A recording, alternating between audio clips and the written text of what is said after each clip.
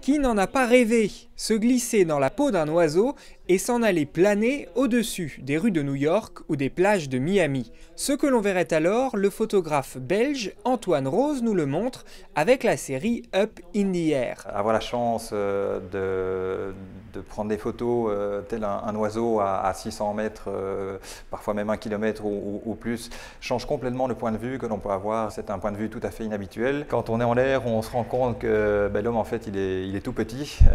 À peine après avoir décollé, on se rend compte qu'en fait on est un petit point microscopique. La série Up in the Air est née en 2002 au Brésil. À l'époque, Antoine Rose, passionné de sport nautique, est photographe pour la Coupe du Monde de kitesurf. Les premiers clichés sont pris au-dessus des plages de Copacabana.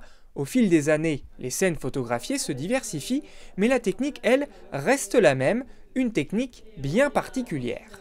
La photo aérienne plus traditionnelle est souvent prise d'une manière oblique.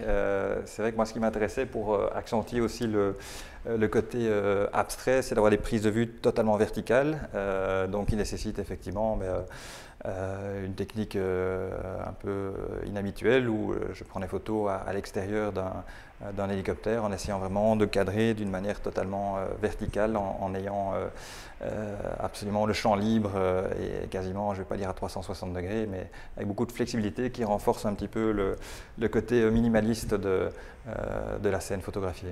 Une fois réalisées, les photos d'Antoine Rose sont agrandies et ne sont pratiquement pas retravaillées.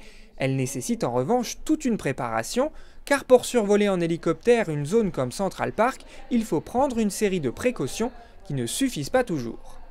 Pour la petite histoire, lors d'un vol, on était peut-être un petit peu bas ou pas tout à fait au bon endroit et on a été suivi par un hélicoptère de la police new-yorkaise nous demandant côte à côte de changer complètement de direction et d'aller un petit peu plus loin. Après plusieurs escales remarquées aux États-Unis, les œuvres d'Antoine Rose ont atterri au French Art Studio.